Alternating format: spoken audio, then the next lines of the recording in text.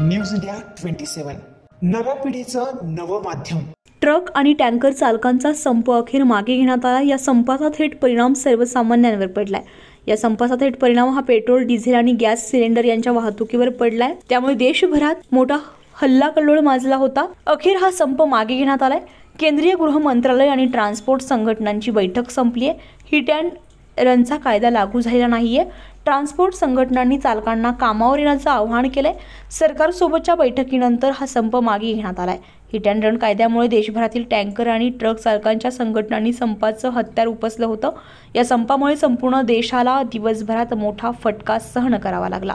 या संपामुळे आज दिवसभर आणि काल संध्याकाळपासून अनेक शहरांमध्ये पेट्रोल पंपाबाहेर वाहनांच्या लांबच लांब रांगा लागल्या।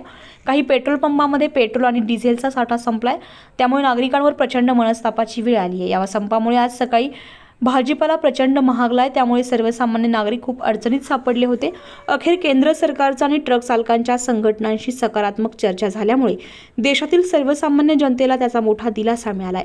याबाबत सविस्तर माहिती मोटार मालक कामगार वाहतूक संघटनेचे अध्यक्ष सचिन जाधव यांनी दिली आहे। आंदोलन मागे नाही घेतलेलं, पण आंदोलन सरकारच्या मध्यस्थीने स्थगित झाले। कारण काल आमची ऑल इंडियाची झूमवर मीटिंग झाली, सर्व ऑल इंडियातल्या सर्व पदाधिकाऱ्यांची। त्यानंतर महाराष्ट्राची मीटिंग झाली आणि सरकारचं बोलवणं आलं।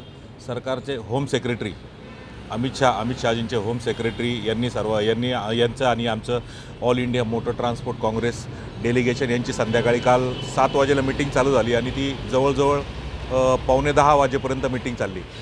तर त्या मीटिंगमध्ये सरकारकडून आश्वासन भेटलं होम सेक्रेटरीकडून का जो हिट अँड रन कायदा आहे तो आत्ता तुर्तास लागू होणार नाही आणि याच्यामध्ये काही जी सुधारणा करायची असेल तर आपल्या संघटनेला all India motor transport Congress या संघटनेला विश्वासात घेऊनच सुधारणा होईल।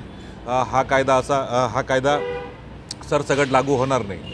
आमचं तर म्हणणं आहे की तो कायदा वापसच घ्यावा, पण ऑल इंडिया मोटर ट्रान्सपोर्ट काँग्रेसचं डेलिगेशन आणि सरकार याच्यामध्ये समन्वय साधून कुठला तरी मध्यस्थी मार्ग किंवा हे निघणार। त्यामुळे हे आंदोलन ऑल इंडिया मोटर ट्रान्सपोर्ट काँग्रेसद्वारे सर्व देशामध्ये थांबवण्यात आलं आहे आणि इथून पुढची रणनीती पुढचा जो कायदा मोटर वाहन कायदा याच्यामध्ये सुधारणा होईल ही आमची अपेक्षा आहे।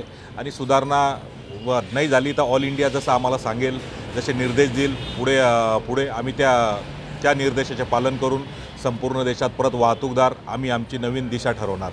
जय हिंद, जय महाराष्ट्र। न्यूज इंडिया मराठीसाठी हेमंत काळमेकसह अश्विनी पुरी, नाशिक।